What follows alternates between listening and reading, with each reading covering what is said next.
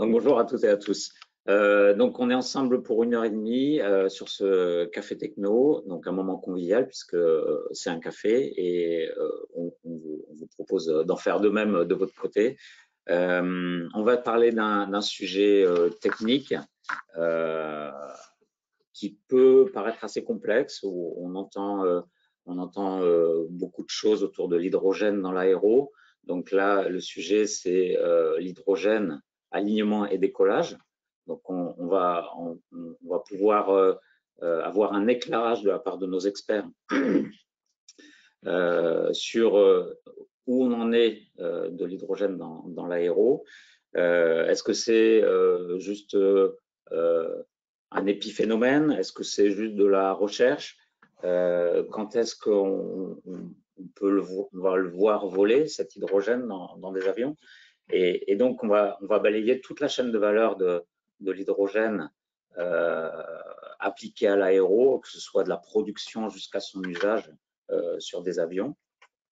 Et donc, pour ça, on a autour de la table ici des membres d'Aerospace Valley, des experts du sujet. Donc, ils ont des points communs, ces membres. J'en ai listé 3. Ils sont tous membres d'Aerospace Valley. Ils sont tous acteurs de l'hydrogène pour la filière aéro, pas que, mais entre autres pour la filière aéro. Et puis, le dernier point commun qu'ils ont tous, c'est qu'ils ont du franc-parler. Il n'y a pas de langue de bois. On va vous éclairer objectivement c'est quoi cet hydrogène dans l'aéro.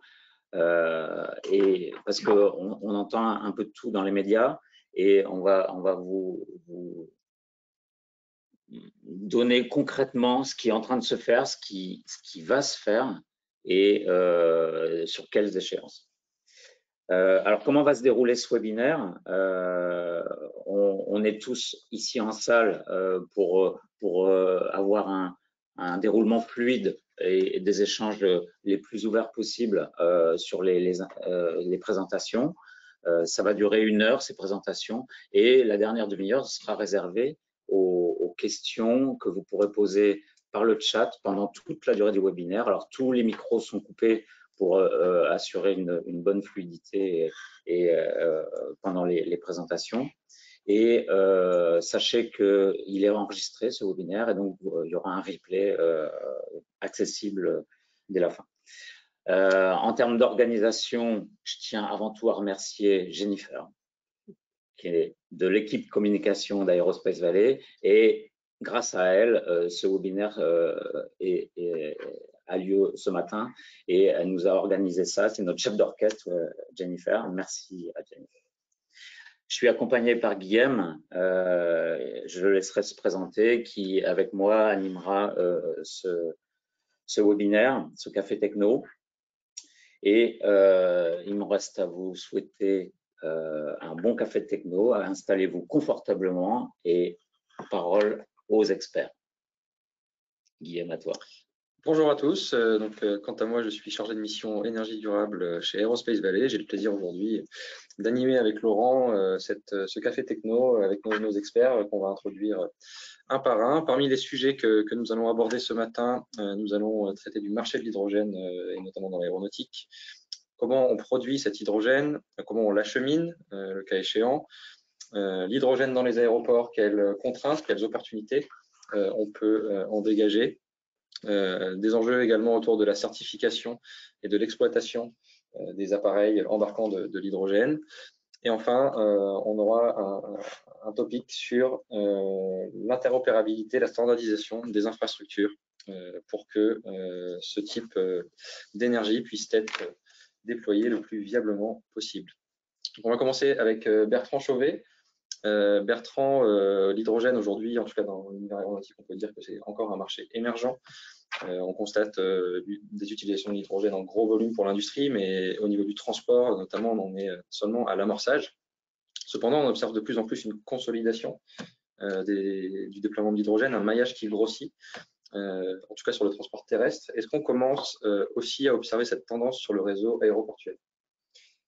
Alors, merci tout d'abord de nous inviter ici pour parler de ça. Bon, c'est un sujet que je travaille maintenant depuis un peu plus de 13 ans en tant que président de SIA Consulting, qui est une entreprise qui est spécialisée dans l'hydrogène, qui fait que ça, et puis aussi en tant que membre du Bureau national de France Hydrogène et trésorier de France Hydrogène. C'est d'ailleurs une information intéressante, c'est une association qui regroupe l'ensemble de la filière nationale, et il y a encore 2 ans, on était 150 membres, aujourd'hui on est un peu plus de 500, et en bureau, tous les mois, on a une quinzaine de candidatures supplémentaires. C'est quand même un indicateur que l'hydrogène aujourd'hui est vraiment rentré dans le paysage de la transition énergétique, mais aussi de la transition des changements de process industriels. Alors, l'hydrogène, si on veut en parler correctement aujourd'hui, il faut voir un peu d'où on vient aussi, parce que le sujet de l'hydrogène dans les transports, c'est pas un sujet comment dirais-je, si récent que ça. Il faut quand même se rappeler qu'on a mis les premières piles à combustible dans le programme Apollo, hein, et qu'à la suite de ça, on a commencé déjà dès 1859 à peu près, et après au début des années 60, à essayer de mettre des piles à combustible dans des voitures. Chez General Motors en particulier, ils avaient fait des premiers essais. Et on peut même trouver d'ailleurs des images sur YouTube, sur l'INA, tout à fait étonnantes, où on interroge les ingénieurs de Renault et on leur demande, voilà, c'est quoi l'avenir, la voiture électrique et tout. Et puis vous avez ces ingénieurs de Renault qui disent, bah, aujourd'hui on a des batteries, mais les batteries c'est un peu compliqué, c'est lourd, machin, etc. En fait, l'avenir c'est la pile à hydrogène. Et on est en 1965. Et puis finalement, on s'aperçoit que ce sujet-là, il est resté finalement assez souterrain. On n'avait pas réuni les conditions technico-économiques et en même temps aussi sociétales pour voir vraiment le sujet hydrogène dans les transports arriver. Il y a eu un petit moment dans les années 2000, vers autour de 2005, où sous du côté Daimler, Peugeot, etc., on a commencé à remettre le sujet sur la table. Toyota travaillait dessus depuis longtemps aussi, chez Honda aussi. Mais néanmoins, on n'avait toujours pas rencontré les conditions pour ça. Et puis le sujet est revenu au début des années 2010. Et ce qui est intéressant là, c'est de comprendre en fait les enjeux derrière. C'est en 2010, le PDG de Air Liquide, M. Potier, Benoît Potier, disait si 1% du parc mondial automobile passe à l'hydrogène, pour Air Liquide, c'est multiplier son chiffre d'affaires par 10. Donc ça donne un petit peu une idée on commence à toucher un petit peu du doigt le potentiel de développement derrière ça. Mais aujourd'hui, très clairement, malgré tous les efforts qui ont été faits et puis ces espèces de vagues qui viennent et qui repartent autour de la mobilité hydrogène, on doit constater qu'aujourd'hui, l'hydrogène dans les transports et la mobilité est tout à fait embryonnaire. On a un problème d'offre, on a un problème d'infrastructure, on a un problème de priorité politique aussi. Et donc, on a aujourd'hui un mouvement qui s'est focalisé principalement autour de la décarbonation des usages industriels. Il y a eu une prise de conscience, notamment au niveau européen, que si on voulait atteindre le net zéro, il fallait commencer par décarboner massivement l'industrie. Et puis, on s'est soudain rappelé que l'hydrogène, par exemple en France, l'hydrogène, c'est 900 000 tonnes consommées par an, principalement dans l'industrie pétrolière et dans l'industrie des engrais, puisqu'on se sert massivement de l'hydrogène pour désulfurer du pétrole. Hein. Et plus les pétroles qui vous arrivent sont vilains et cherchés au fin fond des fosses, et plus il faut d'hydrogène pour les désulfurer. Et puis, le monde des engrais, puisque pour fabriquer des fertilisants, on a besoin de faire de l'ammoniac, donc 80% d'hydrogène et 20% d'azote. Et ça, on s'est soudain rappelé qu'on avait ces besoins qui étaient là et qui étaient assouvis avec de l'hydrogène gris. L'hydrogène gris, pour mémoire, je pense que tout le monde a ça plus ou moins en tête, c'est quand on casse du méthane, on fait à peu près 11 kg de CO2 pour 1 kg d'hydrogène. Donc, ce n'est pas très vertueux. Et donc, d'un seul coup, on se dit, mais si on décarbone massivement ces usages industriels, on va parler à un secteur de l'économie française, par exemple, qui est les utilisateurs d'hydrogène, hein, c'est 10% des émetteurs de CO2 en France, en tant qu'acteurs industriels. Hein. Pas du fait uniquement de l'hydrogène, mais c'est quand même des acteurs qui sont quand même très importants. Et quand on prend les principaux sites, les fameux 50 sites qui ont été cités par le président Macron il y a longtemps décarbonés, on s'aperçoit que ce sont des sites qui sont dans la pétrochimie et dans la production d'engrais, avec une forte concentration sur le Grand Est, et puis sur la zone jusqu'à Fos-sur-Mer, etc. Et donc, la priorité pour le moment qui est posée dans le plan national hydrogène, qui pour mémoire hein, aujourd'hui s'établit à peu près à 9,1 milliards d'euros entre le plan hydrogène et France Relance, on a des objectifs qui sont majoritairement tournés vers la décarbonation de l'industrie. Néanmoins, ce plan essaie de ne pas oublier les transports. Il essaie de ne pas oublier les transports. Est-ce qu'il lui donne sa véritable place? À titre personnel, je ne suis absolument pas convaincu de ça, bien au contraire. Mais on a eu un autre phénomène qui est apparu depuis 2 ans, c'est qu'on a pris conscience qu'au-delà des usages existants et de ceux qu'on imaginait pour les transports, l'hydrogène en tant que matière première ou vecteur énergétique pouvait aussi arriver dans des nouveaux usages. Et en particulier, la fabrication des e-fuels. L'hydrogène, c'est une brique de base des e-fuels. Et la dernière enquête qu'on a faite avec France Hydrogène nous a montré que, et ça nous a beaucoup surpris, hein, que près de 30% du potentiel de projets qui étaient identifiés en France concernait la production d'e-fuels. Et ça, c'est quelque chose de très, très nouveau qui n'a pas été anticipé, mais qui en dit long sur le fait qu'on a aujourd'hui, à la fois dans le monde aéronautique et dans le monde maritime, la prise de conscience qu'on a besoin de décarboner ces transports-là, que l'hydrogène pur, ça peut être une solution, mais ce n'est pas forcément toujours la solution, qu'on peut aussi penser e-méthanol, qu'on peut penser ammoniac, qu'on peut penser aussi e-fuels et ça d'une manière générale. Et on a toujours besoin d'hydrogène pour faire ça. C'est une brique de base. Voilà. Donc là, on commence à voir qu'on a des nouveaux usages qui arrivent dans le monde des transports. Alors aujourd'hui, on est quand même confronté à une problématique quand on parle de transport routier qui est multiple. Premièrement, ce n'est pas une priorité. Vous savez, il y a eu le Dieselgate. Un certain nombre de constructeurs européens se sont dit il faut qu'on s'achète une virginité très vite. Quel est le moyen d'y arriver le plus rapidement? Le moyen d'y arriver le plus rapidement, c'est la batterie. Voilà.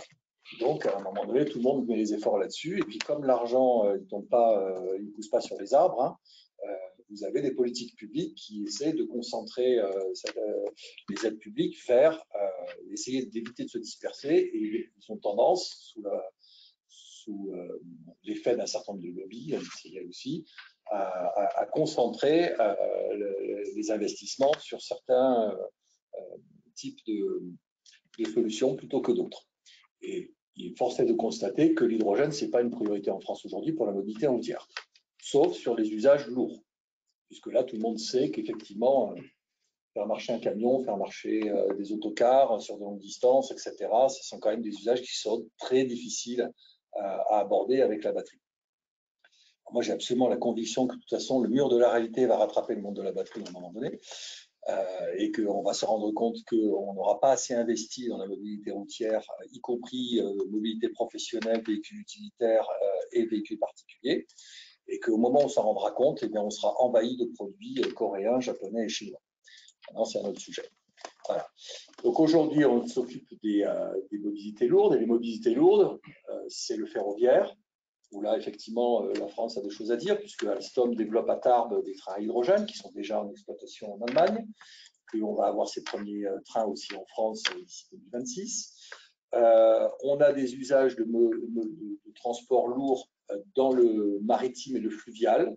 Il y a énormément de sujets qui émergent depuis 2 ans, qui se multiplient. Il y a des projets de bateaux de pêche, des projets dans le nautisme, des projets de transport de passagers, et puis plus que des projets, hein, puisque vous avez par exemple un navire qui transporte des voitures et des passagers qui est en service en Norvège, hein, Norled, qui est un navire avec de l'hydrogène liquide et qui est aujourd'hui un navire qui fonctionne, qui en plus a été conçu par une entreprise qui est basée à Toulouse qui s'appelle LMG Marin. Donc, vous avez là des usages où on prouve déjà, on met en œuvre des solutions où on s'aperçoit qu'effectivement un certain nombre de ces briques technologiques seront aussi très intéressantes pour le monde de l'aéronautique. On voit beaucoup de ponts entre ces deux mondes. Maintenant, le monde de l'aéronautique, vous le comprenez tous, vous le savez aussi bien, voire beaucoup mieux que nous. C'est un monde qui vit sur un cycle industriel qui est beaucoup plus long, sur lequel à la fois il faut faire la démonstration, prouver, passer à travers toutes les certifications, les réglementations et tout, mais surtout mettre en place les infrastructures logistiques et les infrastructures de production et les infrastructures de transport, les infrastructures de stockage et les infrastructures de distribution en place pour servir le monde aéronautique, avec des contextes qui sont très différents entre effectivement l'aéroport régional et certains types d'avions qu'on peut y faire voler, les grands vols commerciaux sur les grands aéroports internationaux. Et là, on n'aura pas du tout les mêmes, on n'aura pas nécessairement les mêmes solutions et surtout, on n'aura pas le même calendrier. Alors, pour comprendre comment on va faire ça, je crois que c'est l'objet d'une discussion qu'on va avoir un petit peu après, mais avant ça, il va falloir produire de l'hydrogène vert. Ça, c'est quand même déjà une des premières clés. On s'aperçoit en Europe aujourd'hui que, suite à la guerre en Ukraine, on a dû multiplier par 3 les objectifs de production et d'importation d'hydrogène sur le territoire européen pour répondre aux besoins de l'Europe, qu'on ne sait pas vraiment comment on va faire, très clairement. On a un problème de compétition sur la ressource de base qui est la ressource électrique pour faire de l'électrolyse. On a un problème de déploiement de champs de production d'énergie renouvelable. La bonne nouvelle, c'est que l'hydrogène est un excellent moyen de rendre possible des champs qui ne sont pas exploités aujourd'hui. C'est quelque chose qu'il faut que tout le monde comprenne. C'est que les gisements et les facteurs de charge les plus importants qu'on peut imaginer sur les énergies renouvelables sont principalement soit de l'offshore lointain, soit la ceinture du Soleil, effectivement, quand on descend vers l'Afrique. Et pourquoi ces champs ne sont pas exploités? Ils ne sont pas exploités tout simplement parce qu'il n'y a pas de consommateur local et il n'y a pas d'infrastructure de transport. Et si on se dit, et si on regarde l'ensemble de la chaîne, du puits à la roue, on se rend compte que la perte de rendement qu'on peut avoir en transformant le vecteur électron sur un vecteur hydrogène est très largement compensée par la réduction des coûts sur le transport vers les consommateurs. En gros, déployer un réseau de gaz de transport, ça coûte entre 8 et 12 fois moins cher qu'un réseau de tension et ça prend 5 ans au lieu de prendre 15 ans. Et quand ces investissements ont été mis en place, c'est des infrastructures qui sont en capacité de vivre pendant près d'une centaine d'années avec très peu de maintenance. Sur un réseau de transport d'électrons, tous les 20 ans, vous avez redépensé en maintenance ce que vous avez payé en infrastructure en capex initial.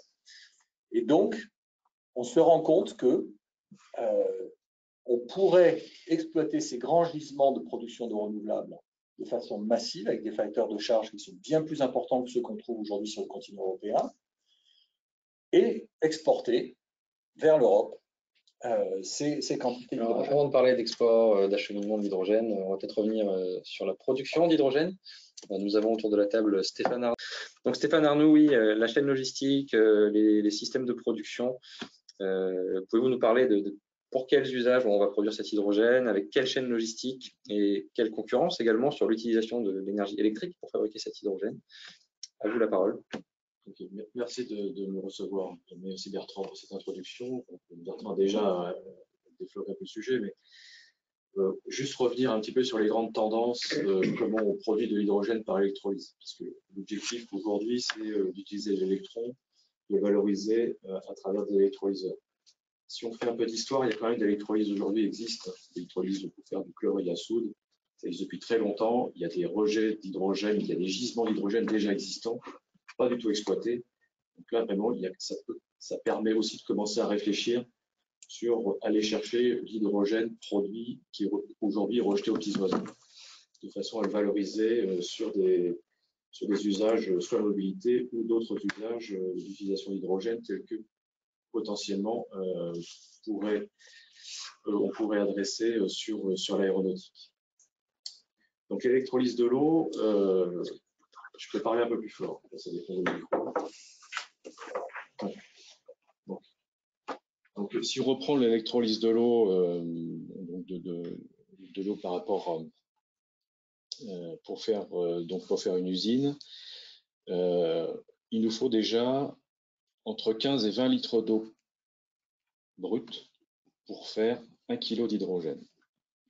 Déjà, c'est la première question à se poser. C'est l'énergie, Oui, l'eau aussi. L'eau étant notre matière première.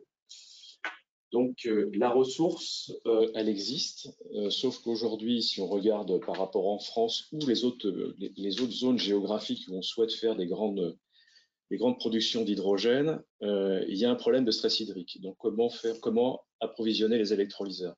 C'est une des premières questions qu'il faut se poser. Si on regarde en France, aujourd'hui, on est autorisé à utiliser de l'eau potable, mais de moins en moins. Et ça dépend dans quelle zone vous allez produire l'hydrogène. Exemple, si on fait un électrolyseur sur Perpignan, une usine de 6000 tonnes d'hydrogène par an, vous n'avez pas le droit, ne seront pas autorisés de faire une usine aussi importante sur Perpignan, puisque la ressource en eau ne permet pas cette activité industrielle. Par contre, si vous le faites sur Port-la-Nouvelle, on prend des exemples concrets de façon à ce que tout le monde se retrouve là dans notre discussion. Si on fait sur Port-la-Nouvelle, nous avons le droit d'utiliser de l'eau potable parce qu'il y a un quota réservé d'eau potable pour les activités industrielles. Et on est bien en deçà du quota qui est réservé pour l'industrie. Donc déjà, où est-ce qu'on va implanter une usine d'hydrogène? Posons-nous la question, si on a déjà de l'eau. Donc, l'eau potable en France, c'est assez facile, même s'il y a des stress hydriques et des tensions aujourd'hui qui se sont fait jour il y a 2-3 ans. Avant, tout le monde s'en moquait. L'usine de Port-la-Nouvelle que le groupe Pierre est en train de construire, on se pose aussi la question d'utiliser l'eau des stations d'épuration, en sortie de station d'épuration. Donc déjà, on optimise le cycle de l'eau. Donc ça, c'est déjà des questions qu'on peut se poser lorsqu'on veut installer des usines d'hydrogène par électrolyse. Et puis demain, on peut aussi faire un système de désalinisation de l'eau en utilisant la chaleur de l'électrolyseur. Donc ça, c'est cette innovation qui existe depuis très longtemps dans tout ce qui est transport maritime. Mais aujourd'hui, nous, sur Port-la-Nouvelle, on est en train de réfléchir pour pouvoir mettre au point cette installation. Donc, l'électrolyse de l'eau, il nous faut de l'eau, il nous faut de l'électron. Qu'est-ce qu'on produit? On va produire évidemment de l'hydrogène, on va produire de l'oxygène et de la chaleur. Donc, l'hydrogène pour les usages, la chaleur pourrait servir à faire soit des réseaux de chaleur, soit à désaliniser l'eau. Vous voyez un petit peu le cercle vertueux sur lequel un électrolyseur commence à avoir du sens. Et puis aussi, on peut utiliser de l'oxygène, parce qu'il ne faut pas l'oublier, parce que sur des usines, donc des usines de faible taille, l'oxygène, je veux dire, peut être rejeté à l'atmosphère. Pour des usines de grande capacité, la question de l'oxygène n'est pas à mettre sous le tapis. Donc, voilà les vrais enjeux aujourd'hui de production. Je disais qu'on voulait un métier un petit peu non conventionnel dans le discours de l'hydrogène. C'est ça les enjeux. L'électrolyse de l'eau aujourd'hui, si vous voulez, en moyenne, et je prends des exemples concrets parce que j'en ai un peu, ça m'agace de voir des publications où on dit avec 45 kWh par kilo, on fait de l'hydrogène. Alors c'est vrai dans un laboratoire, c'est faux dans une usine. Aujourd'hui, si je prends l'exemple concret de Port-la-Nouvelle, on est à 60 kWh par kilo. Donc ça veut dire quoi ça, 60 kWh par kilo? Donc c'est toute l'usine avec la compression et tout ça. Je reviendrai après comment après on va. Mais ayez cette information en tête. 60 kWh par kilo, ça veut dire que si vous achetez un électron à 50 € du mégawattheure, ça fait que le coût de l'énergie électrique dans votre production d'hydrogène pèse 3 € du kilo. Et ça, vous avez beau tourner dans tous les sens, c'est comme ça que ça fonctionne. Donc tous ceux qui vous racontent qu'ils sont capables de faire des électrons, de l'hydrogène à 1,50 €, c'est de la magie. Voilà. Ou alors il y a des aides cachées qu'on ne nous dit pas. Donc, il faut bien faire attention et bien comprendre les enjeux. Et ça, c'est notre quotidien à nous chez Care, parce qu'on regarde à la fois de production locale en France et de la production à l'international. Pour revenir un petit peu après sur les enjeux des besoins d'hydrogène sur les territoires. Donc, on est conscient que l'hydrogène peut être produit localement sur des usines, on va dire, massives, massifs de 50 MW jusqu'à 300, 400 MW. Et puis aussi, on peut regarder des sources délocalisées. Donc, on parlait de la ceinture du Soleil. Et aussi tous les pays où vous avez de l'hydraulique à foison, comme l'Islande par exemple, qui permettent d'avoir de l'électron vert de suite et en excès. Mais là encore, il se pose la question, à quoi va servir mon électron, moi, islandais? Est-ce que je vais faire de l'aluminium? Est-ce que je vais faire de l'hydrogène? C'est des vraies questions aujourd'hui on n'a pas la réponse. Donc, à nous, la filière, de prouver que l'électron qu'on va transformer en hydrogène a un sens pour la globalité et l'intérêt général. Et ça, c'est notre vraie question et qu'on s'est posé avec Bertrand depuis maintenant plus de 15 ans. C'est que l'hydrogène doit être accessible à tous et pas simplement réservé à une minorité. Et c'est la question, sinon on aura tous des gilets jaunes partout dans quelques années. Ne déplaçons pas le débat. Donc voilà les enjeux aujourd'hui d'hydrogène. Donc après la production électrolyseur, donc deux façons de faire. Soit on va le comprimer, et dans ce cas-là, l'hydrogène comprimé peut répondre à des besoins à l'aéronautique. On le voit avec des petites cellules qui se développent, je pense à Blue Aero, par exemple, qui ont besoin de l'hydrogène gazeux, 350-700 bars, pour des usages bien définis. Même chose, l'hydrogène après liquide sur de petites quantités, tel que nous présentera Pierre Fabrunel tout à l'heure, peut répondre et on va pouvoir faire aussi de l'hydrogène liquide. Par contre, cet hydrogène liquide, la petite particularité de faire de l'hydrogène liquide, c'est que pour avoir un liquéfacteur d'hydrogène, vous devez avoir des quantités importantes pour que ce soit rentable. Je parle entre 10 et 15 tonnes par jour d'hydrogène, par heure, pour que ça soit rentable. Mais la petite difficulté supplémentaire, c'est que le système ne doit jamais s'arrêter, puisqu'on est dans un système industriel. Donc, on remonte la source, vous avez un électrolyseur, on remonte, vous avez des énergies renouvelables. Si vous n'avez pas une source ou un réseau qui va vous permettre d'alimenter toute la chaîne de production de façon continue, 1500 heures par an, ça ne marche pas. Voilà.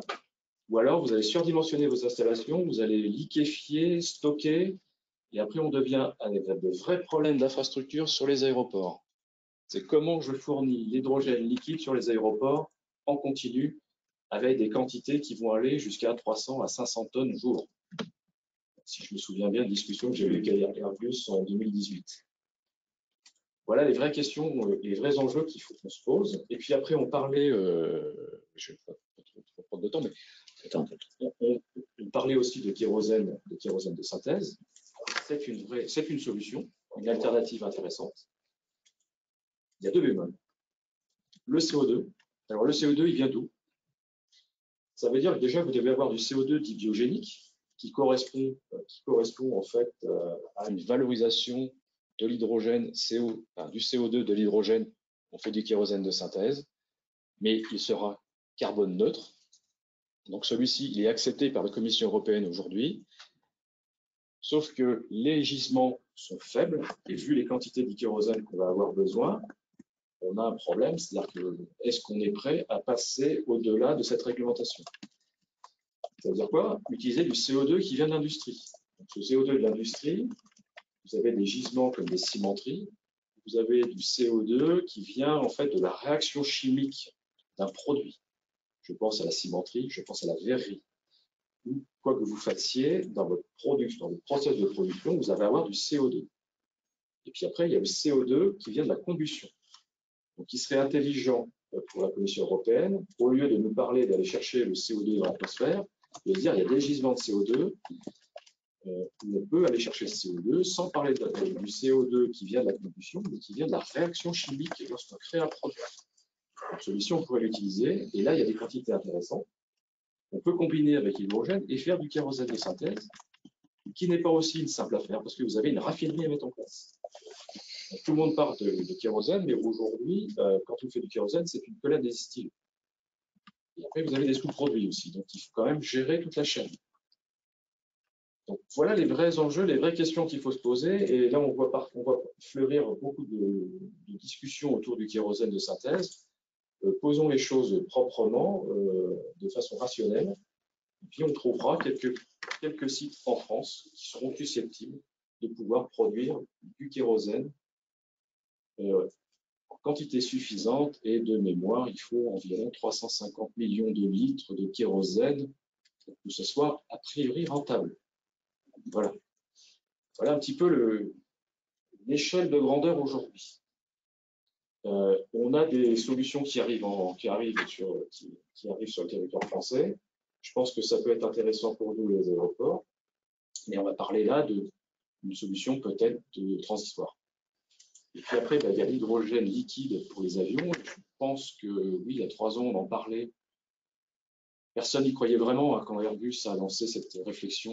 Même avant, en 2018, ils commençaient à se poser la question pour électrifier l'avion, mais ils n'en parlaient pas parce qu'il fallait réfléchir avant de parler. Pas simple. On le voit que c'est pas si simple de mettre de l'hydrogène liquide dans un avion.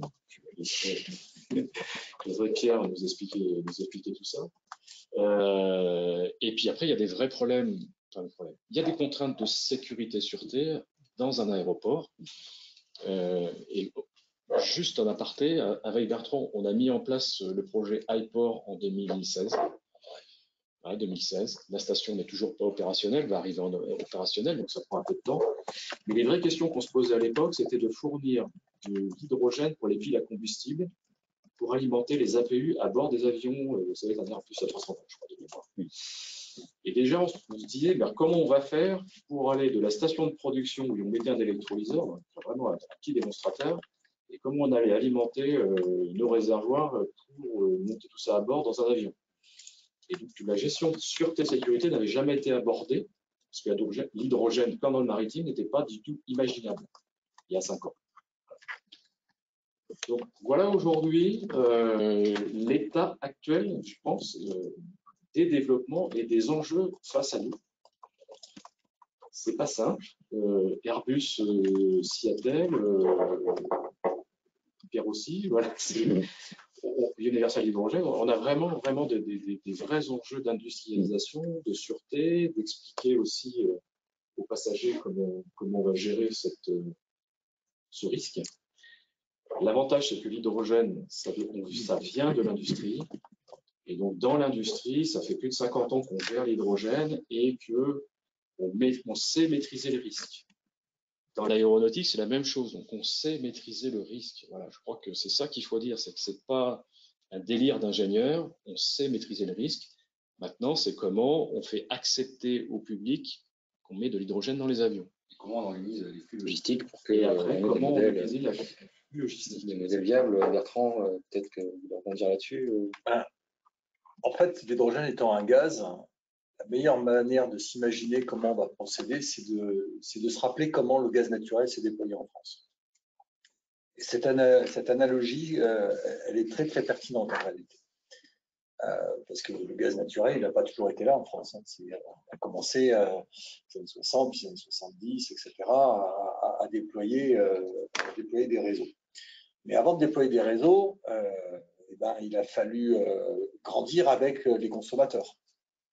Donc, cette mise à l'échelle a pris plusieurs décennies. Et comment ça s'est passé? Au début, on a commencé effectivement à mettre du gaz naturel dans des bouteilles, à les transporter, puis à aller les mettre chez les gens. On a même mis des petits systèmes de stockage à une époque. Vous aviez des systèmes de stockage, des espèces de bandes bonbonnes, avec un système qui montait s'il y avait plus ou moins de gaz naturel dedans. Et puis petit à petit, on a construit des grandes infrastructures de transport. Donc effectivement, ces grands gazoducs pour nous permettre d'acheminer massivement l'hydrogène depuis les points là où on allait le chercher dans le sol. Alors au début en France, à Lac, effectivement dans le sud-ouest, et puis ensuite très rapidement depuis l'Algérie, depuis l'Afrique du Nord de manière générale. Et on a construit des grandes artères. Et puis petit à petit, plus on a eu d'usage au niveau des points de consommation, et plus on a construit des réseaux de distribution. Et d'ailleurs, l'architecture aujourd'hui du monde du gaz, vous le savez, c'est des transporteurs, ce qu'on appelle les TSO, en gros, en France, GRT Gaz et puis Terega pour le sud-ouest. Et puis des distributeurs, en l'occurrence, effectivement, Stéphane, sur la distribution de gaz. GRDF, ça y est. Voilà. Non, mais ça change de nom tout le temps. Voilà. Et on a donc cette architecture-là en France. Or, qu'est-ce qui se passe? Il se passe que, d'une manière générale, la politique, la géostratégie est rentrée en ligne de compte et qu'aujourd'hui en Europe, ce qu'on veut, c'est utiliser de moins en moins de gaz. Clairement, la stratégie européenne, c'est moins on va utiliser de gaz, mieux on se portera. Déjà pour effectivement des problématiques de souveraineté et de dépendance. En l'occurrence, c'était la dépendance à la Russie, mais pas que. Or, tous ces acteurs des réseaux, les transporteurs et les distributeurs, comment sont-ils rémunérés? Ils sont rémunérés au nombre de mégawattheures qu'ils transportent dans leurs tuyaux. Et si on commence à leur dire, il y aura de moins en moins de mégawattheures transportés dans vos tuyaux parce qu'on va réduire le gaz, ces gens-là sont en train de se dire, mais demain, moi, je vis comment? Qu'est-ce que je fais? Toutes ces infrastructures, à quoi elles vont servir et que vont devenir mes salariés?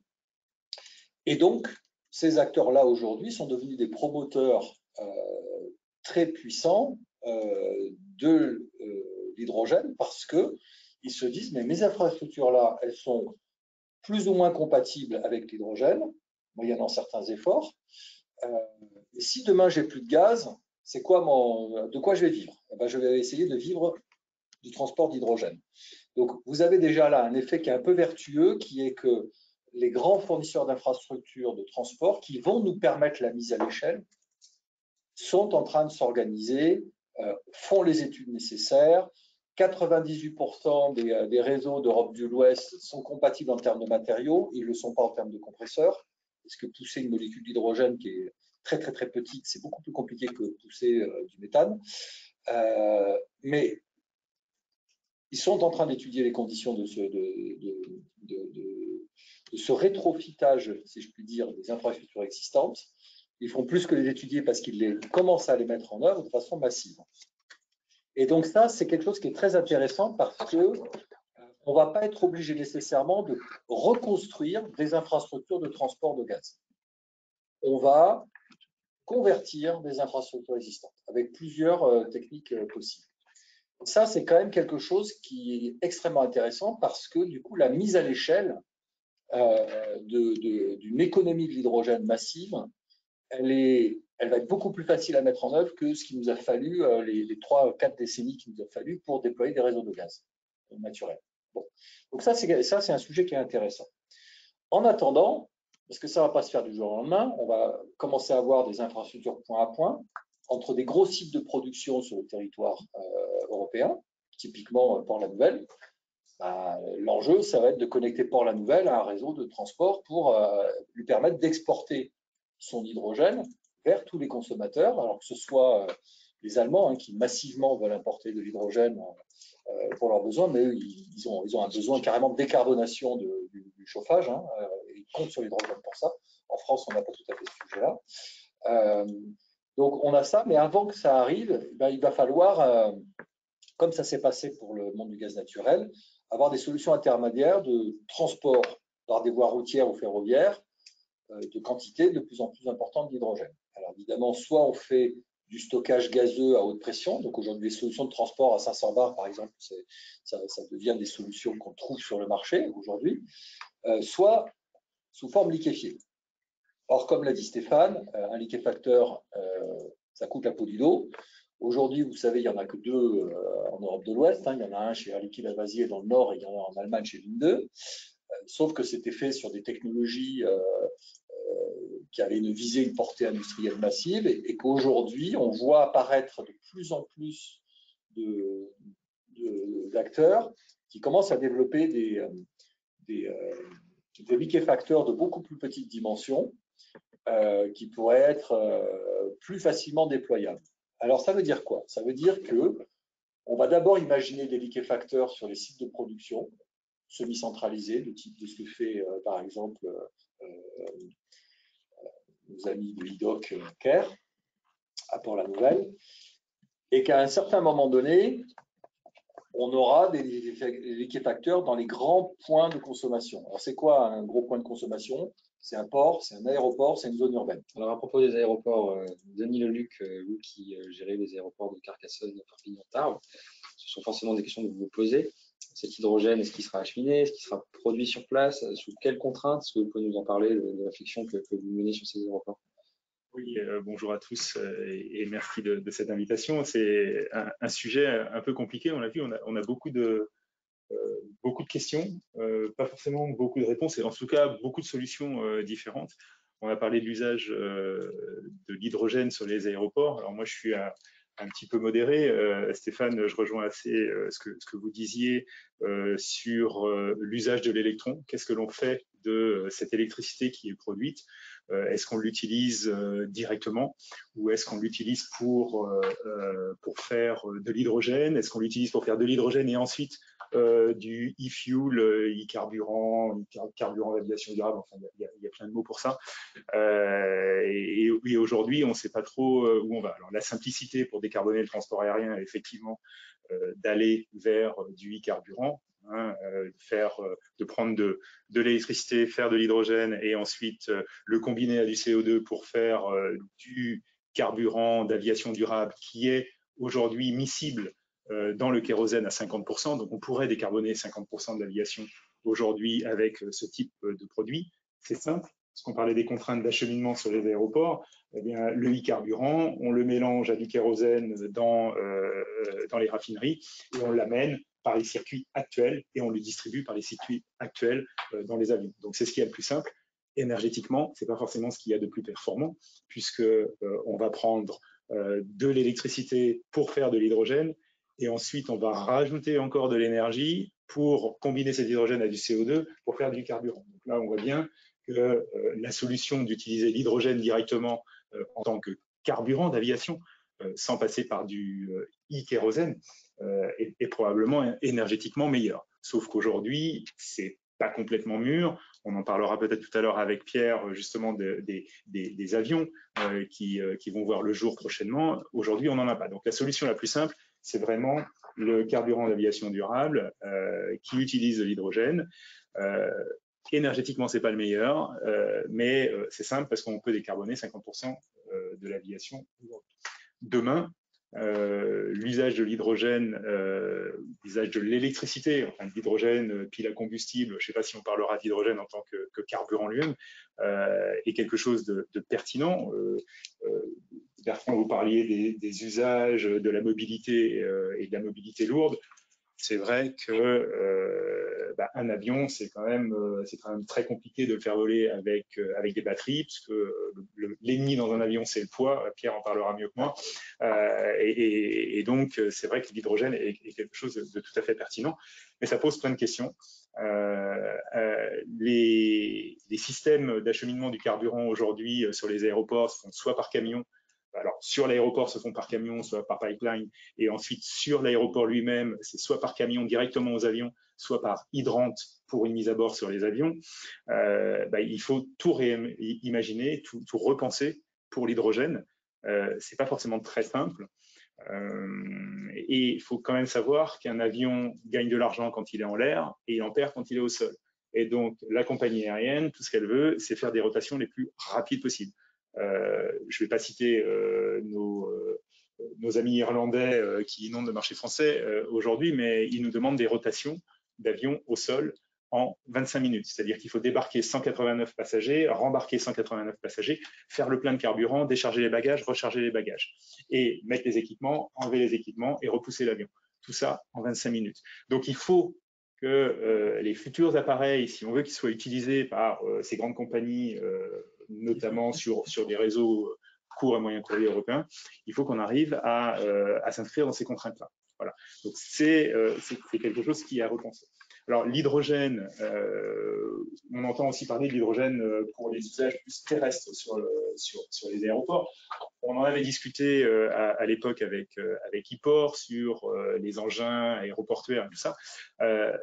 On se rend compte que là aussi, prendre de l'électricité pour produire de l'hydrogène, pour ensuite reproduire de l'électricité pour mettre dans des engins de piste, c'est pas forcément complètement pertinent puisque ces engins de piste peuvent directement fonctionner à l'électricité sans avoir passé par le vecteur hydrogène. Et surtout que ces engins de piste, entre deux vols ou la nuit, on peut aisément les recharger. Ce n'est pas de la mobilité lourde, ils ne font pas des grandes distances. Donc c'est un sujet qu'on a assez vite écarté, peut-être trop vite, hein, j'en sais rien, mais on y reviendra peut-être. Mais en tout cas, ce n'est pas forcément la meilleure utilisation de l'hydrogène. Et je reprends pour moi la phrase de Stéphane, c'est-à-dire l'usage de l'électron, qu'est-ce qu'on en fait aujourd'hui? Je pense qu'il faut utiliser l'électron là où c'est le plus pertinent. Et le plus pertinent, ce n'est pas forcément sur la mobilité, entre guillemets, légère à l'intérieur des aéroports. Ça devient pertinent, et ce qui a été fait avec le projet IPOR sur l'aéroport de Toulouse et bientôt sur l'aéroport de Tarbes, pour des bus, alors soit sur les parkings ou des bus qui vont aller de l'aéroport en centre-ville. Là, on commence à être sur une mobilité un petit peu différente. Mais c'est vrai qu'au niveau de l'aéroport, c'est un petit peu plus compliqué. Voilà ce que je peux dire. Alors, on parle beaucoup aujourd'hui d'aéroport en tant que hub énergétique. C'est un sujet qui est assez souvent évoqué. Je ne sais pas réellement ce que ça veut dire aujourd'hui. Il est vrai que sur les aéroports, on a pas mal de surfaces et de parkings notamment que l'on peut recouvrir de panneaux photovoltaïques, et l'idée de se dire qu'est-ce que l'on fait de cette électricité qui est produite. Alors certes pour l'usage premier de l'aéroport, hein, puisqu'on est quand même un consommateur d'électricité, on peut fournir, et ce qui vient d'être fait à l'aéroport de Perpignan, grâce à ces panneaux photovoltaïques, alimenter directement des convertisseurs 400 Hz et donc alimenter les APU des avions en stationnement, c'est-à-dire qu'on évite l'usage soit des moteurs auxiliaires des avions lorsqu'ils sont en stationnement, soit des groupes électrogènes pour fournir cette électricité 400 Hz. Donc là, on décarbone un petit peu, je dirais, l'aéroport, entre guillemets, l'aéroport, pas l'aérien, hein, en sachant que l'aéroport et les émissions d'énergie de l'aéroport, les émissions CO2 de l'aéroport, c'est à peu près 1% des émissions du transport aérien dans sa globalité. Donc, voilà. Mais ça, on sait le faire, on le fait. Mais toute cette énergie qui est produite sur les aéroports, qu'est-ce que l'on en fait? Donc, on parle sur les plus gros, éventuellement d'utiliser cette énergie dans des électrolyseurs pour produire de l'hydrogène, qui peut effectivement être utilisé soit dans un futur pour les usages sur l'aéroport ou des usages hors site. Et donc, c'est pour ça qu'on parle un petit peu de hub énergétique. Et effectivement, l'hydrogène est un peu au centre de ces hubs énergétiques. Est-ce que Guillaume, j'ai répondu à la question?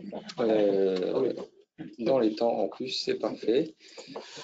On va passer maintenant la parole à Pierre d'Universal Hydrogène sur la solution qui est développée pour notamment rétrofiter certains appareils existants. Vous faites partie des précurseurs très clairement parmi les intégrateurs de solutions hydrogène embarquées dans les avions. Vous avez une compagnie de lancement qui a été identifiée avec des premiers vols prévus, si tout va bien, en 2026. Est-ce que vous pouvez nous parler de cette solution et également comment les compagnies vont devoir adapter, ou le font déjà, leur business model pour intégrer l'hydrogène, qu'il soit gazeux ou liquide, dans leurs opérations? Et enfin, dernière question, l'hydrogène, selon vous, est-ce la solution idéale pour le transport régional aérien, à minimum en Europe? Alors la réponse est oui.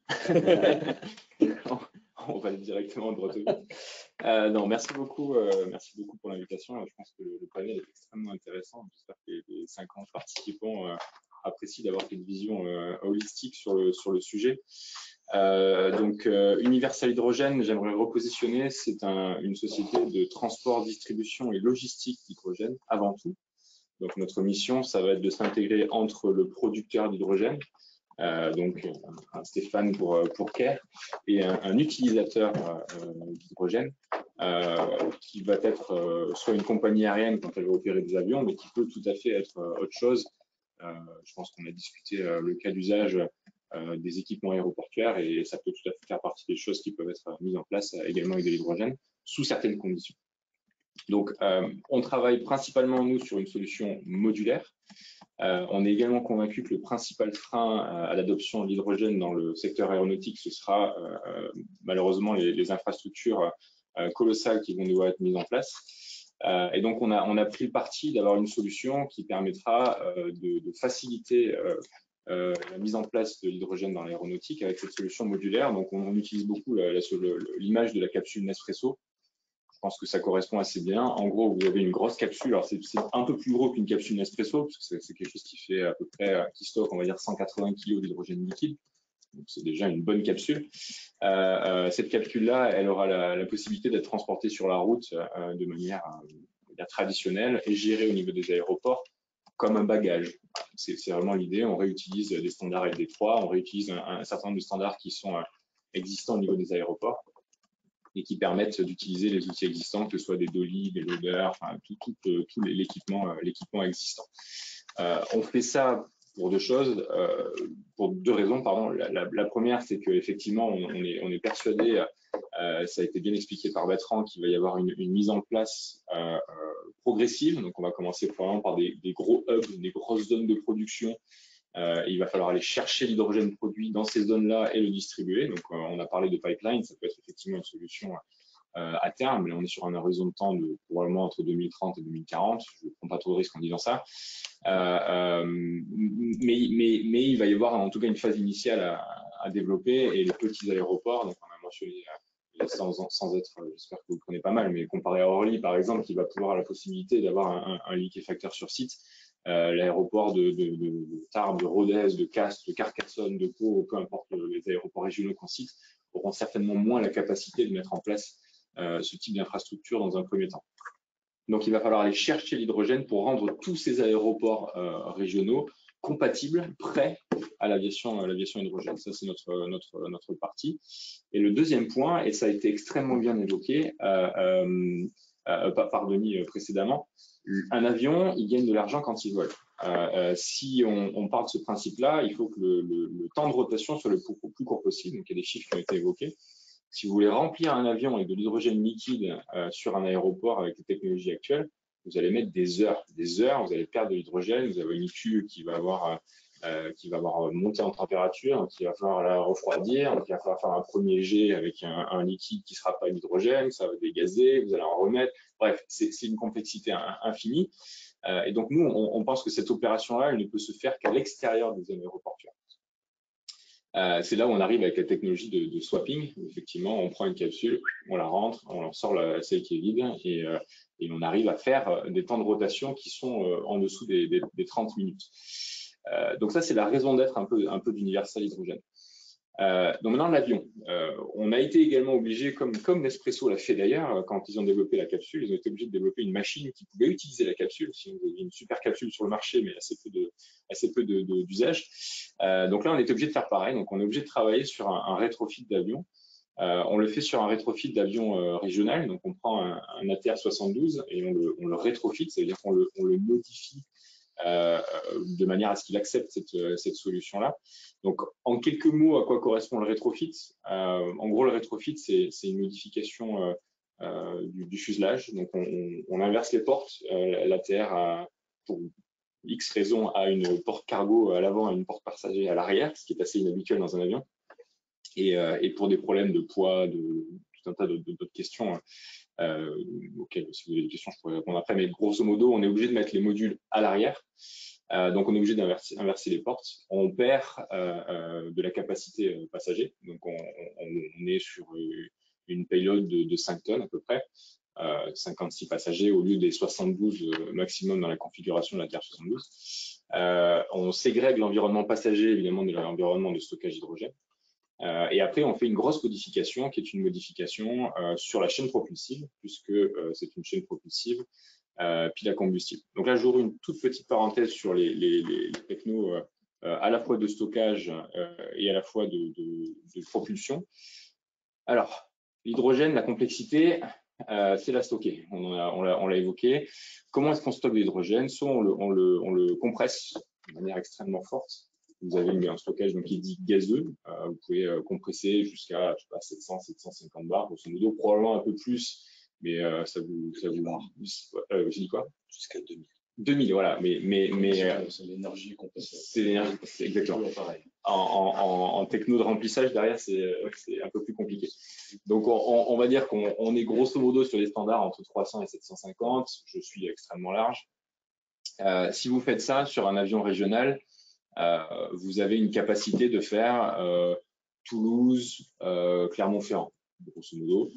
Même un peu moins, on va dire, vous faites la moitié de la distance entre Toulouse et Paris. Voilà, c'est à peu près ça qu'il faut avoir en tête.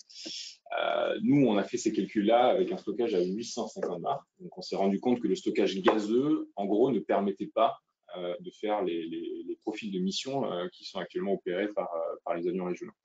Donc, le gaz, ça peut être utilisé pour des objets plus petits, pour des distances moindres. Ça peut être le cas sur du drone, par exemple. Ça peut être le cas sur de l'aviation légère. Ça peut être le cas sur de plus petits appareils. Mais dès que vous êtes sur une mission dite régionale, donc on va dire en gros 50 passagers et à peu près 1000 km, le gaz n'est pas suffisant. Donc vous êtes obligé de passer sur du liquide. Ça, c'est la deuxième technologie, évidemment, pour le stocker. Et là, si vous le stockez en liquide, évidemment, vous êtes obligé de le liquéfier. Donc, ça veut dire des températures extrêmement froides. Et ça veut dire également des technologies de stockage qui sont un peu novatrices. Donc, il y a eu du stockage acier. Daimler, on a évoqué, avait développé les cuves de stockage acier pour le liquide, qui étaient performantes, mais extrêmement lourdes. Donc, le poids est l'ennemi de l'aéronautique, comme on le sait tous. Et donc, évidemment, le stockage acier est à bannir, en tout cas à éviter dans le cadre de l'aviation. La deuxième solution qui est j'ai envie de dire, très sexy, c'est le cryocomposite. Donc, le cryocomposite, personnellement, on l'a regardé, on le voit dans un horizon de temps d'une vingtaine d'années. À l'heure actuelle, les technologies ne tiennent pas le vide. Donc, vous êtes généralement sur la technologie de double couche avec un vide entre ces deux couches-là. Dès que vous voulez faire tenir du vide entre les deux couches, c'est très compliqué. Vous avez beaucoup de poussière. C'est extrêmement compliqué. Les technologies ne sont pas encore matures. Et donc, on ne voit pas le cryocomposite arriver avant une vingtaine d'années. Et vous avez une dernière solution, qui est la solution qu'on a adoptée, qui est l'aluminium, tout simplement. L'aluminium a des tenues qui sont plutôt très bonnes. On a ce qu'on appelle une dormancy, donc un temps de stockage d'hydrogène liquide qui est de l'ordre de 4 jours. Et en ces 4 jours-là, donc en gros 4 jours, ça correspond au temps que vous avez entre la mise en cuve de l'hydrogène liquide et son usage. Alors après ces 4 jours, ils ne se transforment pas, ils n'explosent pas, il n'y a pas de catastrophe naturelle qui est provoquée par ça. Il y a juste un besoin de relâcher l'hydrogène parce que ça veut dire qu'on a atteint la pression limite dans la cuve. Donc, vous êtes obligé de perdre de la matière première, ce qui n'est pas l'objectif. Donc, ça, c'est en gros les technologies de stockage. Nous, on travaille sur de l'aluminium uniquement et sur de l'hydrogène, en tout cas pour l'instant, de manière principale. Ensuite, vous avez la manière de le consommer. Dans un avion, vous pouvez soit le brûler, vous faites de la combustion hydrogène. Donc en gros, c'est un peu comme le kérosène actuel, vous l'injectez dans un moteur, ça brûle. Vous faites beaucoup de NOx, vous faites peu de CO2, mais vous faites autre chose. Donc ça peut être une solution dans certains cas d'usage. Par exemple, sur les APU, en rétrofit APU, ça peut fonctionner, ça demande quelques modifications, mais grosso modo, ça peut fonctionner. Et vous avez une deuxième solution qui est au travers d'une pile à combustible. Donc, qui est le processus légèrement inverse de l'électrolyse. Je ne vais pas rentrer dans la technique de qu'est-ce que c'est une pile à combustible, mais en gros, vous mettez de l'air, de l'hydrogène, et vous produisez de l'eau et de l'électricité de manière extrêmement simple. Et cette électricité-là, vous l'utilisez pour alimenter un moteur qui va tourner et donc qui va faire voler votre avion. Donc ça, c'est la technologie qu'on développe. Dans votre question, il y avait quelles sont les limites, en gros, un peu de ça. Nous, on voit une limite à la puissance de la pile. C'est-à-dire qu'en gros, à l'heure actuelle, on considère que faire plus de 2,5-3 mégawatts sur une chaîne propulsive, c'est extrêmement compliqué parce que l'encombrement, parce que le poids, parce que plein de raisons, parce que le volume. Donc, on a ciblé finalement la Tier 72 qui a un besoin de 2 mégawatts par aile. Et 2 mégawatts par aile, en gros, ça nous fait une dizaine de piles à combustible de 200 kW, ce qui est relativement réaliste. Et ça nous fait surtout un encombrement qui rentre dans une nacelle. Et une nacelle, c'est juste la chose qui se met sous l'aile et qui permet d'accueillir toute la partie propulsive. Donc c'est un peu comme ça qu'on a dimensionné et qu'on a choisi la TR72.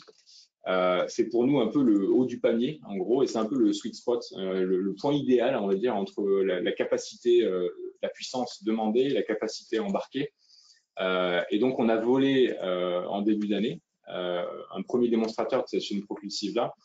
On l'a volé sur un Dash 8, qui est un autre avion, qui est plus petit, mais qui nous permettait de manière plus simple de faire les tests. Et donc, c'est juste pour dire que c'est pas de la science-fiction, ça vole. Donc, on n'est pas dans une configuration ni certifiée, ni à puissance de mégawatts encore, parce que c'est une chaîne propulsive 1 mégawatt, mais ça vole. Il y a un facteur 2 à aller chercher, mais on est assez confiant qu'on peut aller chercher. Donc ça, c'est le premier vol qu'on a fait en début d'année. Et depuis, on a fait une dizaine de vols. On a fait une dizaine de vols en augmentant l'enveloppe, tout simplement, du vol. Donc, on a un challenge à l'heure actuelle pour parler d'un peu des limitations de la technologie. On a un challenge pour aller chercher au-dessus de 10 000 pieds de vol, en gros 3 000 mètres d'altitude, tout simplement parce que le compresseur ne suffit plus. Donc, on a une limite à la compression. Donc, on est en train de regarder ça. On a des idées pour améliorer ça. Mais c'est un des facteurs limitants à l'heure actuelle. C'est ça. Et ensuite, la deuxième limite, c'est que pour l'instant, on n'a pas intégré nos modules de stockage liquide. On a volé au gazeux. Donc, on est assez confiant et on va le démontrer d'ici la fin de l'année. On va essayer de faire une chaîne propulsive end-to-end, c'est-à-dire en gros du remplissage de la cuve à la chaîne propulsive et la chaîne propulsive qui va tourner au sol. D'ici la fin de l'année, ça devrait le faire. Et puis l'année prochaine, on devrait arriver à embarquer notre solution modulaire dans l'avion. Et je vais juste finir en disant que moi, ce que j'observe, après, je suis entièrement d'accord sur Airbus qui va avoir des besoins colossaux. Airbus, ils font un nouvel avion. Ils font un avion qui va devoir prendre en compte un certain nombre de contraintes. Airbus, ils ont un backlog, ils ont un carnet de commandes de plus d'une dizaine d'années sur l'avion qu'ils cherchent à remplacer. Donc évidemment, ils ne peuvent pas arriver avec une technologie disruptive en disant je vais tuer le marché sur lequel je suis moi-même leader. Donc moi, je comprends tout à fait qu'il y ait cette échelle temporelle qui s'intègre dans le choix de transition pour Airbus, mais ils travaillent, comme vous l'avez bien dit, sur l'hydrogène. Notre vocation, nous, c'est pas de convertir un single aisle. On n'a pas vocation à dire qu'un 320, ça va voler demain sur l'hydrogène. On sait que ça n'est pas possible. Donc, ça va nécessiter les OEM, ça va nécessiter les Airbus, les Boeing et d'autres pour aller vers une nouvelle architecture produit. Par contre, on essaie de les convaincre que la modularité du stockage est la pièce importante pour pouvoir maintenir des opérations comme elles le sont à l'heure actuelle. On a discuté sur le turnaround time, il y a d'autres éléments qui rentrent en compte. Et voilà. Et ensuite, j'ai pas trop parlé de certification. Peut-être que ça manque dans l'équation, mais la certification, c'est évidemment sur le chemin critique. Si je prends une minute là-dessus, il me semble qu'il reste moins d'une minute. Bon, je vais faire très rapide. On a une autorité certificatrice primaire qui est la FAA. Donc, on travaille avec l'autorité certificatrice américaine. Parce que l'autorité certificatrice américaine a ce qu'ils appellent le CECI, c'est-à-dire c'est un centre d'Emerging Concept and Innovation. C'est-à-dire qu'en gros, c'est une première instance avec laquelle on peut discuter avec les autorités certificatrices sans rentrer dans un processus de certification. Donc, on a engagé des discussions avec eux depuis plus de 2 ans maintenant. Et ça nous permet d'avoir un retour de la part de l'autorité certificatrice sans rentrer dans un processus très coûteux de certification. Et ça permet également de faire grossir le standard de certification en même temps que la technologie avance. Donc, c'est pour ça qu'on travaille sur le marché américain, c'est pour ça qu'on travaille avec la FAA. Et évidemment, la solution va devoir être certifiée également avec les ASA, puisque la solution a vocation à voler dans le ciel européen. Je m'arrête. Juste pour synthétiser et donner quelques ordres de grandeur avant de basculer sur l'interopérabilité des solutions. Donc, on est sur un gabarit d'appareil qui emportera une 50aine de personnes pour 500 nautiques et, si je ne dis pas de bêtises, 300 kg d'hydrogène embarqué. Un peu plus de 300 kg, c'est 380 kg utilisables. Il y a des réserves évidemment, mais 380 kg utilisables, ce qui fait à peu près 500 nautiques. Ouais, donc ça donne un peu le réserve. Okay. Très bien. Alors Denis, dans ces questions d'exploitation d'avions, de liaison aérienne, il y a un enjeu évidemment d'interopérabilité. Si je me pose quelque part, j'ai besoin d'effectuer ma rotation. Alors je fais l'aller-retour, mais on est plus trop dans le modèle existant. Comment c'est anticipé sur les aéroports? Qu'est-ce que vous pouvez nous dire sur ces questions? Absolument pas anticipé, évidemment, puisqu'on a des technologies qui sont bien différentes. Je crois qu'on l'a un peu évoqué. On l'a un peu évoqué ici. Il y a 3 types d'aviation pour les aéroports et notamment les petits aéroports. Évidemment, sur les gros, on peut imaginer que l'hydrogène arrive par pipeline, par les réseaux quasiment actuels, qu'il y ait des liquéfacteurs sur Orly, sur Charles de Gaulle ou sur les plus gros, ça c'est pas un souci. Sur les autres aéroports, ça risque d'être un petit peu plus cher, un petit peu plus compliqué. Et on a, pour moi, notamment sur les plus petits, les ultra-régionaux, hein, on va les appeler comme ça, on a 3 types d'aviation. On a l'aviation légère, déjà, qui va utiliser peut-être de l'aviation électrique, tout simplement. On a le Pipistrel Velis Electro là, qui fonctionne. On en aura probablement d'autres pour l'aviation de loisirs, les écoles, le pilotage et tout ça. On a ensuite l'aviation plutôt d'affaires. Cette aviation d'affaires souhaite aussi se décarboner. Est-ce qu'on aura aussi des chaînes propulsives qui permettront de faire du déplacement ultra-régional? Je parle d'avions de 8 à 19 places, hein, sur des distances relativement courtes. Alors, est-ce que ça sera du full électrique ou avec une chaîne propulsive hydrogène gazeux? On est peut-être à la limite, justement là. Donc, ça nécessitera que l'aéroport ait la possibilité de distribuer cet hydrogène gazeux. Et puis ensuite, on a l'aviation que j'appelle plus régionale, avec les systèmes qui ont été, enfin, avec les avions qui ont été évoqués comme les ATR, qui pourraient faire un un Perpignan-Paris éventuellement, ou un Perpignan-Lyon, ou un Toulouse-Lille. Et là, on est peut-être sur d'autres types d'hydrogène, avec de l'hydrogène liquide. Et le système des capsules, moi, me va bien. La seule chose, c'est qu'aujourd'hui, la validité, la péremption de la capsule hydrogène, on va dire comme ça, c'est 4 jours. Et ça veut dire qu'il y a besoin d'un usage important. Hein, c'est-à-dire qu'il faut qu'on puisse utiliser cette capsule dans les 4 jours à partir du moment où elle a été livrée. Donc, mais néanmoins, il y a quand même nécessité de réfléchir à la distribution d'hydrogène sur tous les aéroports, sur un maillage relativement important, puisque si on veut vraiment développer notamment l'aviation d'affaires, ou l'aviation générale, il va falloir quand même qu'on puisse aller à peu près sur tous les points. Enfin, ça peut nécessiter de faire un Avignon-Dijon, par exemple, pour les passagers d'affaires, et donc ça nécessite de l'hydrogène à Avignon, de l'hydrogène à Dijon.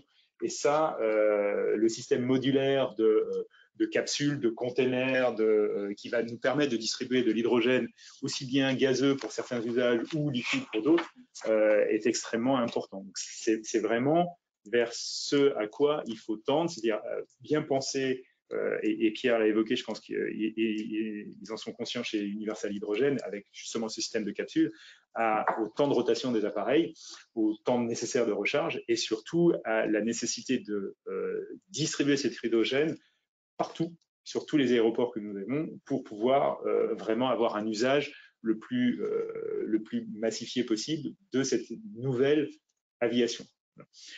Donc ça, c'est effectivement quelque chose qui est extrêmement important. Et puis je voudrais peut-être finir, parce que c'est en général ce que je dis, et je le dis assez souvent, sur la nécessaire standardisation des équipements.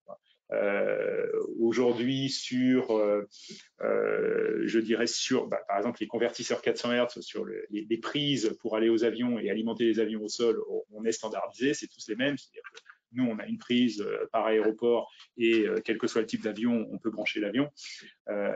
Demain, il va quand même falloir qu'on puisse remplir les avions avec à peu près le même système. Alors, je ne sais pas lequel ce sera, mais on ne va pas pouvoir se permettre sur tous les aéroports, et notamment les petits, d'avoir différents types de distribution. On ne peut pas dire, voilà, pour l'ATR qui a été rétrofité par Universal Hydrogène, on va utiliser cette technologie, et puis pour Airbus, on va utiliser une autre technologie, et puis pour ceux qui développent des rétrofits je sais pas, d'H8, on va utiliser une autre technologie. Ça sera juste pas possible. Donc, il faut absolument que l'on évite, et j'en arrêterai là, d'avoir sur les aéroports, comme on a tous dans nos tiroirs de bureau, un foutras de différents chargeurs de téléphones et de tablettes et de tout ce qu'on veut.